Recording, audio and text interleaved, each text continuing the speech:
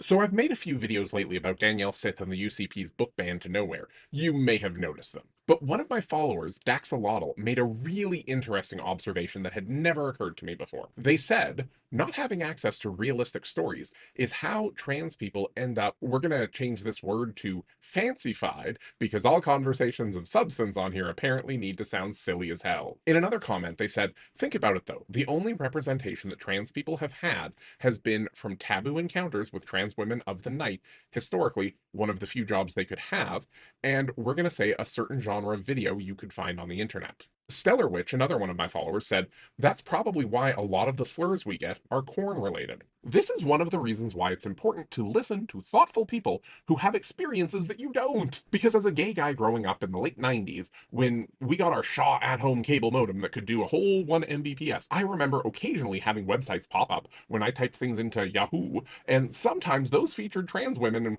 that wasn't my cup of tea, so I just closed those windows and moved on. Because those were the days when pop up windows enjoyed traumatizing young, confused people looking for resources that they couldn't find in school libraries. So when I think of the reasons why cynical politicians hate trans people in particular, I assume that they hate them because they're different, because they don't fit neatly into certain boxes that cis people have an easier time fitting into. I think that they often get resented, particularly if they don't pass well enough, particularly trans women, because especially with the right hormone treatment, there are so many trans men who look so much more manly than I do. Yeah, but I think with some politicians, their resentment for trans people choosing to be honest and live authentically as themselves, that certainly is something that enrages a lot of narcissists. I also think we need to acknowledge that there is this creepy domination element with these politicians. Like, I think for some of them, there's this anger that trans people continue to exist even when that politician has closed the window and deleted their browser history and cracked a window. And then beyond that, the fact that this aggression gets directed towards trans grade schoolers, that is weird, right? I don't know.